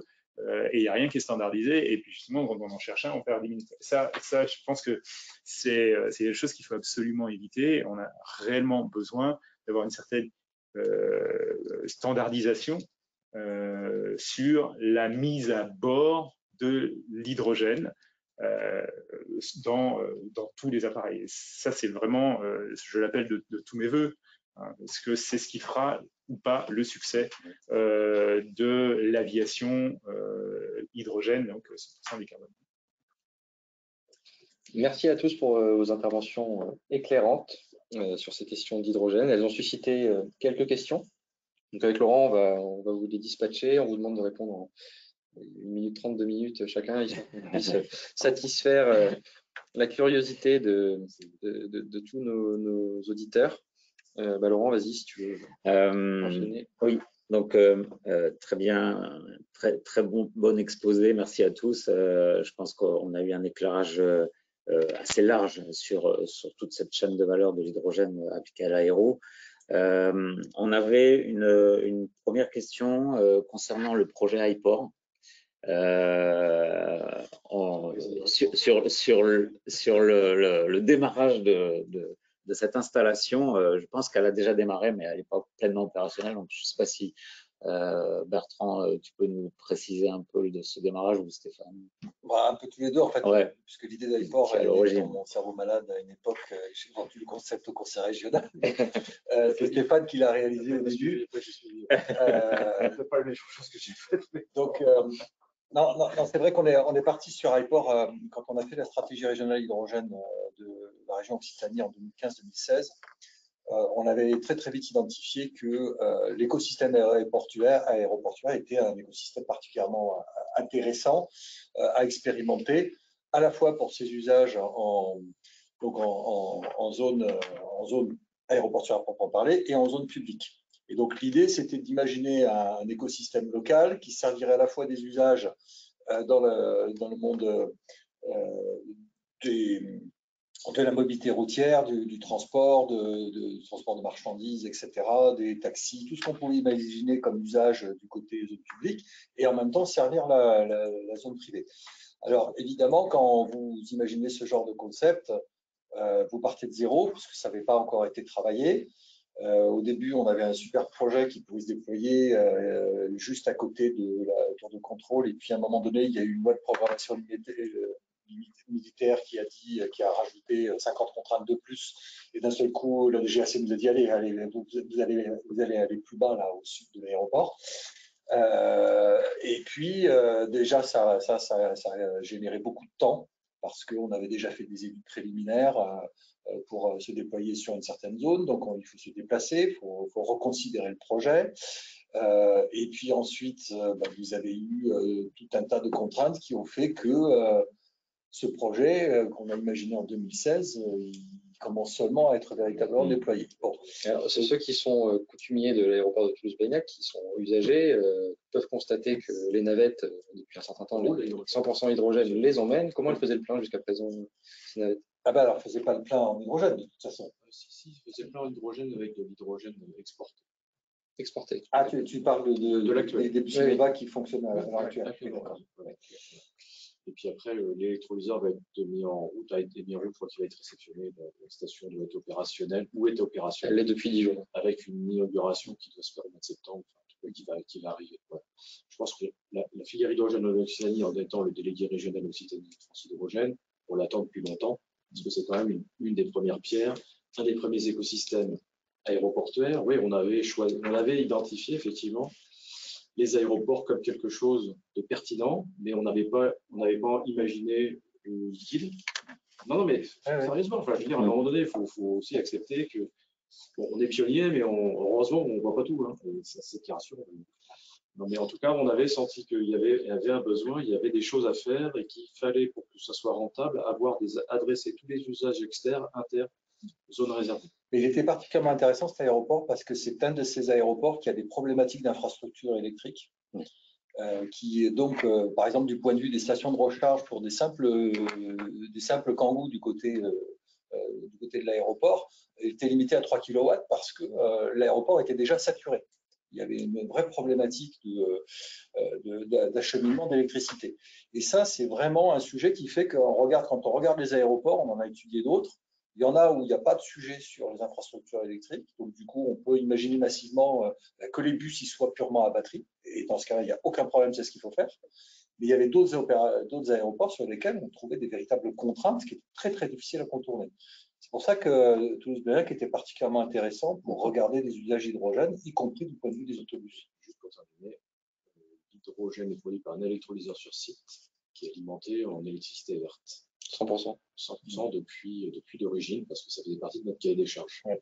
Les barrages et photovoltaïque. Qui déjà anticipait dès le démarrage. Enfin, ça faisait partie du cahier des charges. D'accord. Ok. Donc justement, je reviens sur la remarque de Bertrand sur l'usage de l'électricité et la potentielle saturation de l'électricité. C'est une question qui nous est arrivée aussi sur le chat. Est-ce qu'il n'y a pas un risque de disponibilité du réseau électrique avec cette multiplication des usages à la fois électriques et hydrogène, surtout si on considère de l'hydrogène produit sur place, ça peut être une possibilité, soit avec de l'électricité verte, soit du nucléaire. Est-ce qu'on ne risque pas de saturer les réseaux électriques au niveau des hubs énergétiques que sont les aéroports? Justement, non. C'est là où l'hydrogène est particulièrement intéressant.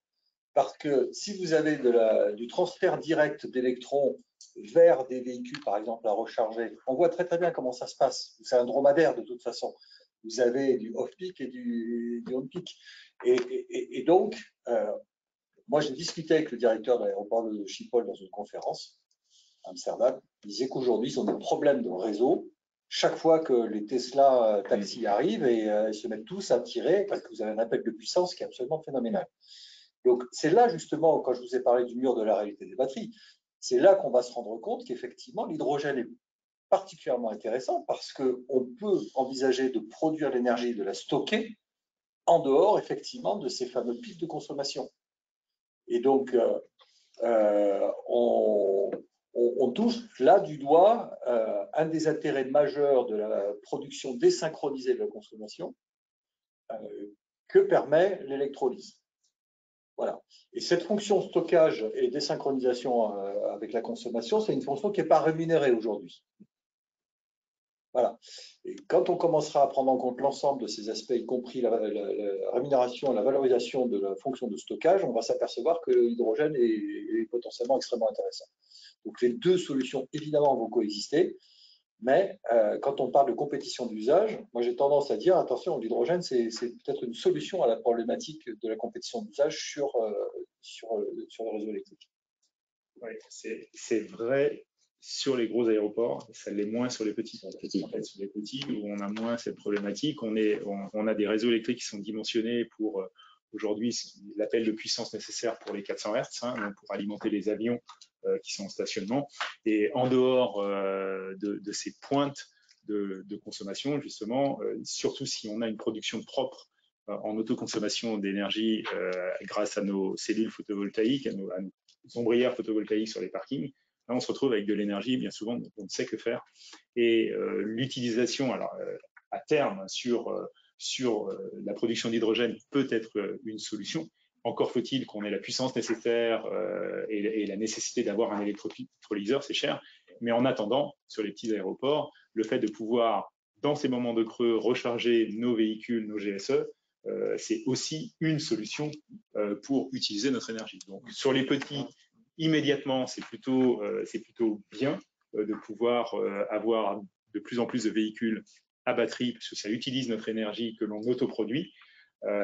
Et sur les plus gros ou à terme, surtout les aéroports, on verra. Mais c'est vrai que l'hydrogène et notamment l'électrolyseur permet de lisser cette production d'énergie. La problématique que moi je vois, c'est que notre énergie que nous autoproduisons sur les aéroports est essentiellement solaire.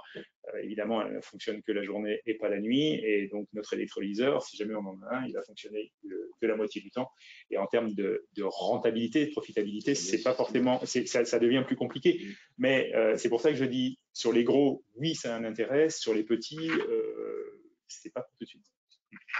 Mais surtout quand il a un tout petit peu être encore plus haut niveau, on peut imaginer coupler la stratégie EPR avec une stratégie hydrogène typiquement et utiliser l'off-peak des productions hydrogène pour stocker l'off-peak des productions nucléaires pour stocker l'électricité en hydrogène et réutiliser cet hydrogène-là, même pour alimenter des petits aéroports. Oui. Donc, bon, là, le problème, il vient. Mais ça, on est sur le Voilà. volume au-dessus, c'est-à-dire le réseau électrique national. Donc, exactement. là, c'est un peu différent. Mais je maintiens que l'hydrogène en tant que stockage d'énergie est primordial dans la stratégie hydrogène en France. Je dis tous les deux France Hydrogène, que c'est bien défendu, mais c'est pour nous aussi également un élément stratégique extrêmement important. Notamment parce qu'on va avoir des capacités de stockage massif, il ne faut pas oublier, donc des stockages géologiques, stockage qualité saline, etc. Il y a des projets qui émergent un petit peu partout. Et que comme on a eu cette fonction pour le gaz naturel, de la même manière pour assurer ce tampon, effectivement, entre la consommation, la production et la consommation, on va avoir les mêmes solutions de stockage massif sur de l'hydrogène. Voilà. Okay. Et ça va permettre de rééquilibrer l'ensemble du système énergétique en mettant les curseurs au bon endroit. Alors, par contre, le pilotage de tout ça, il reste à inventer. Hein, l'interconnexion sur le réseau comme le gaz naturel. Et au niveau des éléments de rentabilité, Stéphane, vous disiez que, en parlant d'hydrogène liquide, on peut être rentable qu'à partir de 10 à 15 tonnes jour produites. On a une remarque d'un auditeur. Des projets sont en développement, essais autour de liquéfacteurs ayant une conso de 12 kWh par kilo, avec un débit de 1 à 10 tonnes jour. Il y a des solutions qui voient le jour, c'est ce qu'on disait qui vont s'adapter, mais il ne faut jamais qu'ils s'arrêtent. C'est un vrai sujet. Ça, on l'oublie de le dire. Baseload, comme on dit. Mais il faut que ça continue à fonctionner. Sinon, c'est toute la chaîne de froid. C'est quand on remplit un réservoir cryogénique d'hydrogène liquide, il y a des procédures. Aujourd'hui, on a même des projets d'implantation de liquéfacteurs directement sur des navires. Oui. D'accord? Donc, du point de vue technologique, le sujet, puisque maintenant ça devient un sujet, il y a des gens qui se mettent à travailler dessus, forcément, et donc on va avoir des nouvelles solutions, il va y avoir de l'innovation, mais la question effectivement du modèle économique, elle doit être traitée à part. Et ce que dit Stéphane, c'est très clair, quoi. C'est qu'il faudra être dans un écosystème dans lequel… Et en même temps, il faut démarrer dès le début. Parce que faire des choses qui ne servent à rien, on sait faire. C'est lié aux températures extrêmement basses de liquéfaction. Le fait que ça ne doit pas s'arrêter, c'est ça. Les nouveaux systèmes fonctionnent ne doivent jamais s'arrêter puisque c'est un système qui va se maintenir sans joint qui s'auto-centre en fait en fonction de la rotation. Ah oui. Okay. Voilà. Mais ça doit rester en froid et fonctionner tout le temps. Tout le temps. Voilà. Je pourrais préciser que les 4 jours de stockage, c'est parce que c'est des solutions en aluminium. Hein. C'est de l'alu. Alors en acier, on arrive à un peu moins, mais c'est dans le même ordre. C'est alu et c'est du passif. Alors j'ai vu qu'il y avait une question sur rappeler cette solution de stockage aluminium. C'est du passif, qu'on soit clair. C'est pas un frigo, donc c'est pas quelque chose qui génère de l'électricité ou qui génère une masse calorifique, quelle qu'elle soit, pour refroidir l'hydrogène liquide. C'est purement de la couche isolante, c'est super isolante qui permet de maintenir l'hydrogène. Il y avait j'ai reçu une question sur ce stockage alu. En gros, imaginez une bonbonne gazeuse comme vous allez chercher à la station-service. Cette bonbonne, elle pèse une blinde parce qu'elle est dans un matériau qui fait que c'est très lourd. Vous avez différentes possibilités de remplacer ce matériau. Donc, il y a le composite, il y a l'acier et il y a l'aluminium. L'aluminium étant le meilleur rapport temps de stockage, poids pour l'aéronautique. De manière extrêmement simple, que ça ressemble. On a une question également sur la capture de CO2. Donc la question, je vais essayer de la synthétiser parce qu'elle est un peu longue. Si on considère que la décarbonation est faite au niveau de l'usage, donc en l'occurrence l'avion, comment on arrive à convaincre les acteurs industriels d'investir massivement dans la capture de CO2 de leurs activités, avec la perception qu'ils y gagnent peut-être pas en termes de réduction de leurs émissions, vu que cette réduction d'émissions se fait au niveau de l'usage. Aujourd'hui, il n'y a aucun intérêt. Aucun intérêt, puisque en fait, ils sont soumis au quota de CO2, ces grands sites industriels, et on ne peut pas transférer le quota de CO2. Donc, grosso modo, il est pollueur, il est émetteur, il paye. Et donc, on donnera après une autre vie au CO2 en faisant des kérosènes ou autre chose, mais c'est lui qui va être taxé. Donc, l'économie, elle est compliquée parce qu'en fait, vous devez acheter le CO2 au prix de la taxe carbone qu'il doit payer. Ça devient subtil, là. Par contre, s'il a du CO2 biogénique, il n'est pas soumis au quota de CO2 et celui-ci, on peut le récupérer. Donc, on peut l'acheter au prix de la liquéfaction de son captage, gazeux ou liquide, de son captage. Et là, après, il faut trouver un deal avec l'industriel. C'est ça l'économie. Sinon, on n'y arrivera pas. Et d'où la discussion, est-ce que le CO2, on va dire, difficile à abattre, si on doit faire une traduction, une mauvaise traduction, Arthur Rebate, mais en tout cas, moi j'appelle ça le CO2 chimique. C'est ça qu'il faut comprendre, ça ne veut rien dire Arthur Rebate. Le CO2 chimique d'une réaction, c'est pas de la combustion. Celui-ci, il faut qu'il soit considéré comme carbone neutre, parce qu'il vient d'une réaction chimique et pas d'une réaction thermique. difficulté. Donc ça, effectivement, oui, ça montre l'enjeu qu'on a vis-à-vis de la réglementation européenne. Pour ça. Ouais.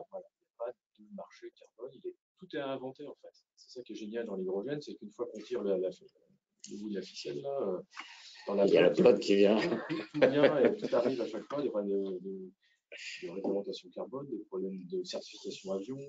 Et après avoir parlé de ce qu'on émet, est-ce qu'il y a un marché pour ce qu'on respire, pour l'oxygène issu de l'électrolyse? La question qui est posée, c'est ce marché n'est-il pas déjà saturé? Alors, il est, certaines conditions. Oui, il est saturé. Non. Enfin, il est saturé, mais on peut augmenter les usages de l'oxygène. C'est-à-dire qu'on n'utilise pas l'oxygène partout pour optimiser les émissions de CO2 lorsqu'on fait de la combustion traditionnelle. C'est-à-dire qu'on peut utiliser de l'oxycombustion dans beaucoup de procédés industriels. Ça se fait, par contre, il faut convertir. Donc, on peut déjà réduire les émissions de CO2 avec des combustibles fossiles en utilisant l'oxygène. La difficulté, c'est de le transporter. Il faut le liquéfier, le transporter. Si on fait de la liquéfaction sur un site, si on fait de l'hydrogène pour liquéfier de l'hydrogène, et bien l'oxygène qu'on va produire en temps, on peut aussi le liquéfier. Et là, on voit un intérêt. Vous avez de la chaleur pour alimenter les eaux de chaleur, mais l'oxygène et l'hydrogène, on peut le liquéfier ensemble. Donc l'oxygène est valorisable. L'oxygène liquéfié, ça se transporte sur les routes sans problème. Tous les jours. On peut alimenter beaucoup d'usages. L'industrie, le médical. Ouais. Donc, dernière question dans la minute qui reste. On en a parlé, enfin vous en avez parlé, il y a de plus en plus de tensions sur l'eau. On est tous bien conscients de ça. Or, dans un électrolyseur, il faut que l'eau soit la plus pure possible. Qu'en est-il du surcoût de fonctionnement sur le coût de l'hydrogène produit par rapport à si on arrivait à capter de l'eau venant de stations d'épuration ou enfin des eaux grises en général? Alors, aujourd'hui, on est à plus 30%. Plus 30%. Mais surtout qu'il faut. Alors ça, c'est important. Mais surtout, c'est la méthode qu'on va utiliser pour faire l'eau pure. Aujourd'hui, on a des systèmes qui font 90%. De pureté? 90% de rendement, excusez-moi. Donc ça veut dire qu'il nous faut 13 litres d'eau brute pour faire 1 kg d'hydrogène. D'accord. Parce qu'après, en effluent, il ne faut pas oublier quand même qu'on a un condensat qu'on peut réutiliser pour un certain nombre d'usages. Si on doit illustrer pour faire la nouvelle, on se pose la question pour faire du stockage d'eau, on va dire chargée en minéraux, pour faire soit du rassage d'installation incendie lorsque les pompiers font leur test, soit avoir de la réserve d'eau pour la nouvelle où les pompiers pourront revenir se recharger. Voilà un exemple. Voilà l'intérêt d'avoir une usine d'hydrogène d'électrolyse sur un site porteur, un aéroportuaire ou sur un grand hub énergétique. Mais tout est à réinventer en fait, c'est ça qui est génial. On est à l'aube d'une petite révolution industrielle et économique. La question, il y a eu un documentaire très très polémique, vous avez peut-être entendu parler de France 5. On interroge quelqu'un en Andalousie qui a des oliviers et on lui dit on va mettre des panneaux photovoltaïques, c'est un scandale, il ne faut pas enlever les oliviers. Maintenant, la consommation de ces oliviers à l'hectare, c'est 1000 fois celle d'un électrolyseur pour faire la même chose. D'accord? Et donc, se dire, est-ce que c'est bien le bon endroit pertinent pour avoir des oliviers dans une zone qui est en désertification constante et ça va s'accélérer? Ou est-ce qu'on ne doit pas vraiment profiter de ça, effectivement réduire un stress hydrique sur cette zone-là, sur cette région-là, pour faire quelque chose qui sert à décarboner, donc éviter l'emballement, etc., etc. C'est des vraies questions qu'il faut regarder avec beaucoup de distance sur Exactement. C'est d'humilité. Prendre de la hauteur, d'humilité, effectivement. On voit bien que le sujet est très actuel. Merci encore à tous pour votre participation et votre éclairage. J'espère que l'ensemble des auditeurs a apprécié et a pu apprendre des choses. C'était l'objectif de ce webinaire. On ne cherche pas à convaincre qui que ce soit sur le sujet. On veut juste éclairer, donner la réalité des faits, où on en est. On voit que c'est pas simple, mais c'est en train de bouger, c'est en train de se structurer. Et grâce à vous, merci messieurs, et puis bien d'autres aussi qui sont acteurs et qui nous écoutent aujourd'hui. Donc merci encore, c'était très intéressant. Vous pourrez assister, suivre le replay si vous le souhaitez. Il sera disponible dès aujourd'hui, je pense, Jennifer. Et encore une fois, on est disponible pour répondre à vos questions, même après le webinaire, avec plaisir et débattre s'il faut. Ça fait lever beaucoup de discussions et c'est très très bien. Merci encore à tous. Merci de l'invitation. Merci. Bravo.